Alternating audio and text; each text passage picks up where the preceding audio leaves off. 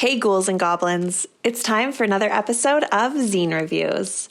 Today I have 5 terrifically terrifying titles to share with you, so kick back with a bucket of candy or a bucket of blood and get ready to learn about these spooky zines.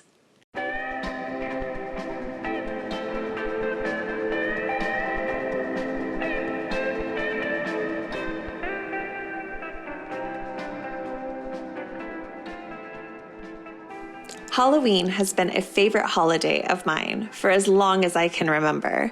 I celebrate Halloween from September all the way through the big day, October 31st, and part of my favorite way to celebrate includes indulging in scary stories, which of course means busting out the spookiest zines from my collection.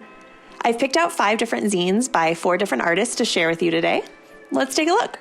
I picked up Gina and Joe talk about Halloween horror when I was on vacation in Philadelphia last year. I picked it up at this little store called the South Street Art Mart, and side note, if you're ever in Philly, definitely check this place out. They've got some really cool stuff. As you might have guessed by the title, this fanzine is all about Halloween horror movies, but it also has some fantastic essays about the cozy traditions that make the holiday feel so special, like sewing your own handmade Halloween costumes or doodling haunted houses. This zine really impressed me, and it definitely put me in the mood for Halloween.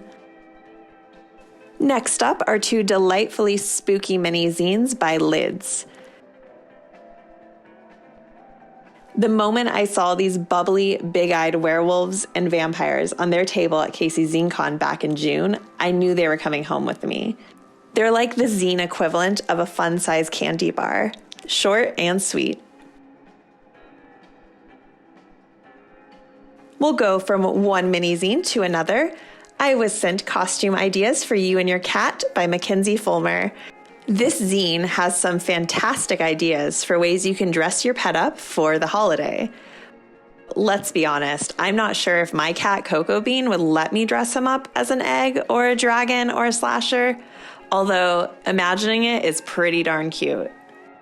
The final zine I want to share with you is Explore a Spooky Swamp by Mice Pup.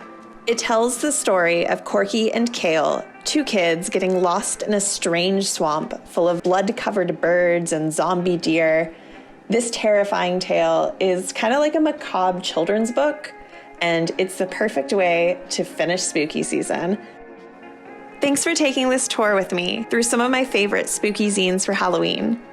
What are some of your favorite zines to get you in the Halloween spirit? Let me know about them in the comments. And until next time, have a happy Halloween, Zinesters. Bye!